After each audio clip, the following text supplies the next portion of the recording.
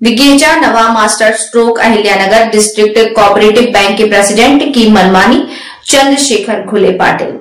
Ahilyanagar district centre cooperative bank के chairman माननीय चंद्रशेखर घुले पाटिल 24 नवंबर में बिना किसी विरोध के चुने गए।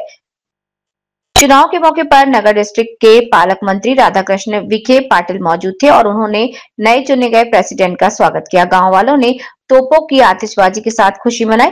कार्यक्रम में पूर्व स्पीकर रामनाथ राजपुरे, मोहनराव देशमुख, सरपंच डॉक्टर राम बामदले, चंद्रकांत गारड़, भाऊ साहब बामदले, निर्मल भाऊ साहब, गजानन देशमुख, अमोल गायके, दादा सोनवने और कटार नवरे मौजूद थे।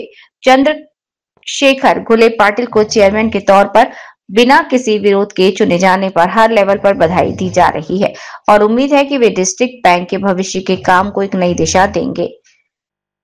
पांडुरंग निंबालकर की रिपोर्ट।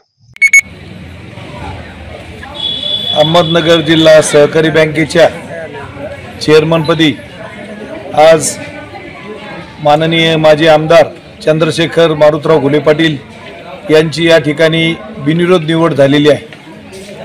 त्याबद्दल सर्व बालम टाकळी सोसायटी आणि परिसराच्या वतीनं त्यांचं प्रथम हार्दिक अभिनंदन। स्वर्गीय लोकनेते मारुतरावजी घुले पाटील यांनी सुद्धा या जिल्हा बँकेचे संस्थापक, त्यांनी 4 वेळेस जिल्हा बँकेचं चेअरमन पद भूषवलेलं आहे आणि या बँकेचा इतिहास आहे। आशिया खंडामध्ये प्रथम क्रमांकाची ही जिल्हा सहकारी बँक आहे आणि शेतकऱ्यासाठी अतिशय महत्त्वाची अशी संस्था आहे। अशा संस्थेच्या चेअरमनपदी विशेषतः बिनविरोध निवड होणं ही परंपरा स्वर्गीय लोकनेते मारुतरावजी घुले पाटील साहेब सुद्धा त्या ठिकाणी 4 वेळेस बिनविरोध चेअरमन झालेले होते।